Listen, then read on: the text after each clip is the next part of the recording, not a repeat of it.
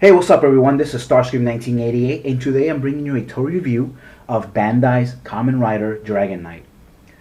Now, this isn't something that I normally would buy, but I was actually at a Five Below today, and they had the whole set. Well, at least I think it's the whole set.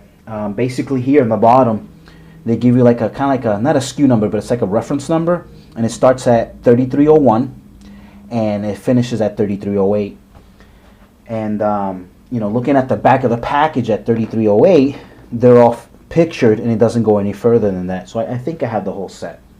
Now, what I do remember about the show is that it did air back in 2009, and I remember CW making a big deal out of it because it was like an Emmy Award-winning show for kids programming.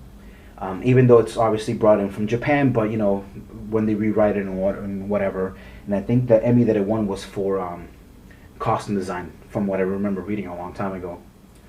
But anyway, I'm a big Super Sentai fan. I love Power Rangers, and at $3 each, for a total of $32 in tax or whatever, I couldn't pass it up. Probably could have used the money for something else. Some of the things I really collect, like my Maddies or my G.I. Joes or Transformers. But it's good sometimes to get something that you normally wouldn't collect. In terms of points and articulation, they seem to be just like Power Rangers Legends, and they seem to only have up and down movement, and their knees do bend, and so do their hips. So that's not too bad. And obviously, when I open them, I'll definitely make sure that that is what they do. Their gimmick was they came with these cards here. They're called Advent cards, and I think that's probably how they get powers or something. And I probably shouldn't call this either, but they seem to have like a morpher or something where they kind of put it in their arm, and they probably sold that morpher separately, and that's how kids could interact with the cards. Again, I picked them up because it's Bandai. I like Bandai, and having Power Rangers, and a long time ago I had the Teen Titans that they did from the animated show, and those weren't too bad. And now, as you all know, Thundercats are coming out, and I can't wait because I have my my pre-orders already done for that. So again, $3, can't beat it. But anyway, let me go through them real quick so you know which ones are which. So this seems to be the protagonist. This is Dragon Knight, and he's the main guy of the show. And his bio, real quick, says Kit Taylor finds an Advent deck and becomes Kamen Rider Dragon Knight. By fighting, he hopes not only to save the Earth from General Zaviak's domination, but to find his missing father and win back Ventara as well. So it seems he's not human, because Ventara is nowhere near here Earth, or at least unless it's a make-up city, kind of like Angel Grove for the Power Rangers. But it doesn't sound like he's earthly. So that's the main guy, number one. Number two here is Wing Knight. And the reason I'm kind of doing it this way instead of opening and then showing you who's who, because I'm probably gonna forget their names. I'll keep one card just for reference, but I'll throw away the rest. So anyway, this is Kamen Rider Wing Knight. Len is the sole survivor of Zaviak's overthrow of Ventara. He has come to Earth to find and defeat Zaviak's corrupt Kamen Riders and to stop him from conquering another planet. Now, he seems to be a good guy, so he'll probably be really cool with Kit, the main guy. This here is Kamen Rider Incisor. And he's nice. He's probably my favorite one. I like the colors, the whole orange scheme going. His deal is, after losing his inheritance, Richie Preston becomes Kamen Rider Incisor when General Zaviak promises him $1 million bounty for each Kamen Rider he brings down. So again, I don't know the emphasis on the show. I don't know if there were a lot of bad guys, and then towards the end they start turning good. They redeem themselves or whatever. But for those of you that know the show really well, I guess you can tell me, or I could probably look it up, I guess. But anyway, this is Kamen Rider Torque. And Torque says, a charismatic con man. Drew Lansing fights as Kamen Rider Torque when General Zaviak offers him the chance to use his powers of persuasion to turn onto the other Kamen Riders. So that's him. Guy looks just like a Beetleborg. This is Kamen Rider Camel. And Camel says, pretending to be a mercenary, General Zaviak offers Grant a job and the chance to be known as the toughest man on two worlds as Kamen Rider Camel. So I'm assuming he's talking about Advent and he's talking about Earth. So that's that guy. This here is Kamen Rider Blank Knight. Now this is Kit before I guess he gets the card to change into Dragon Knight.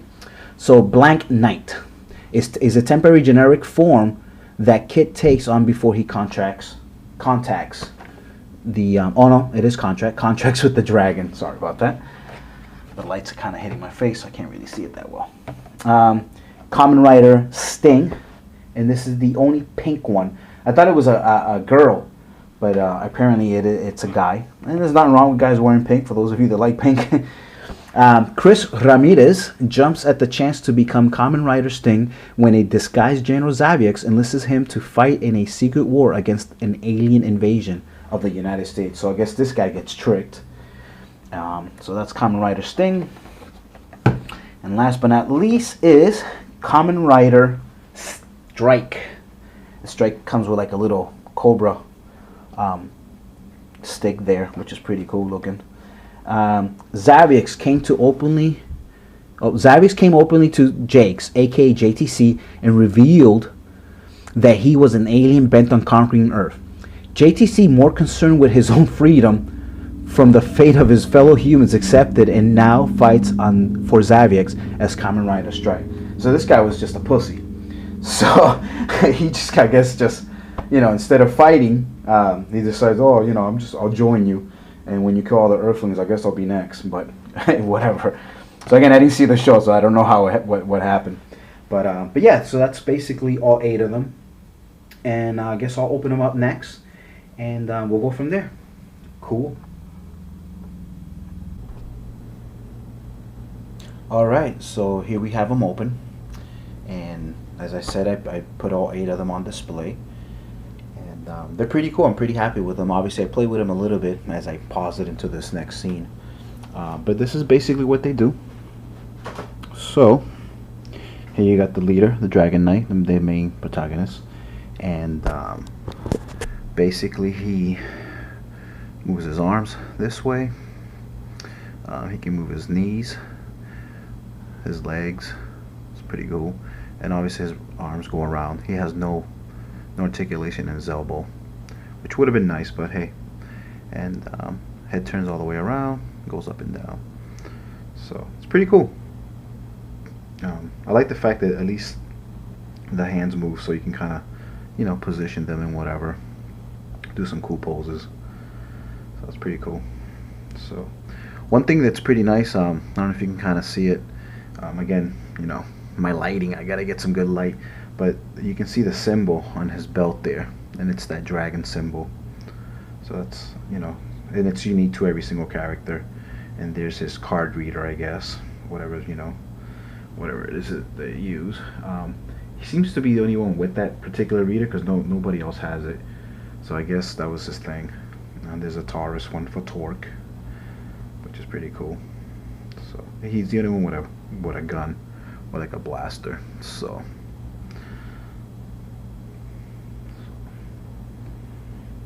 Here's Sting, and he doesn't really have much of a weapon other than this. He has somewhat of I guess the sting of the tail of a stinger.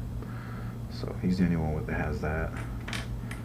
They all have like these peg holders, so I guess you can do this, and you can just hold it in his back if you wanted to. Again, since I never watched this show, I don't know what he actually. I don't know if he throws it or if it shoots like lasers or something. I have no idea. He's not really pink, by the way. He's kind of I guess he's really like a hot. I guess he is kind of a pink. He's like a hot pink, almost Pepto-Bismol looking color. So it's growing on me. I'm kind of starting to like it now. So I would say Strike is my favorite. He's doing, he has the Cobra Commander's Cobra staff, which is pretty cool. And he's purple, so he's kind of like has the whole Hasbro thing going, purple for Decepticons and the whole Cobra Commander staff there. So it's kind of cool. So the only one that doesn't have a symbol would be Blank Knight, and obviously this is before he became the Dragon Knight. So grab him again. Exact same scope. And by the way, all their legs are exactly the same. Yeah, every single one, their legs are exactly the same. The only thing that changes is the body, the torso, I should say. In terms of him, it is blank. He has this cheesy little sword there. Then I guess it transforms into this one here, and then the helmet has that symbol right there. I guess that's the dragon symbol. That's blank. So it's pretty cool. Put him there in the middle.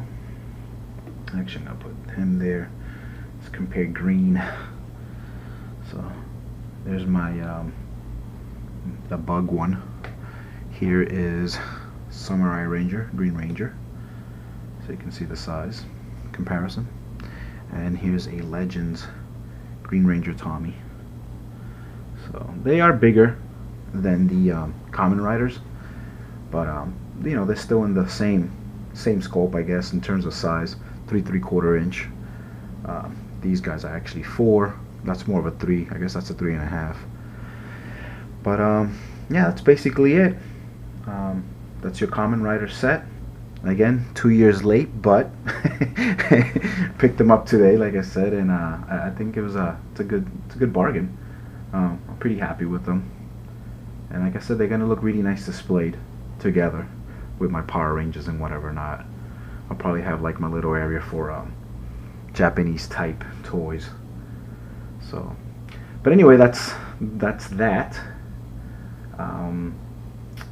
Thanks for watching my video, my toy review here of Kamen Rider, and I'll see you guys later in YouTube land. Take care. Bye.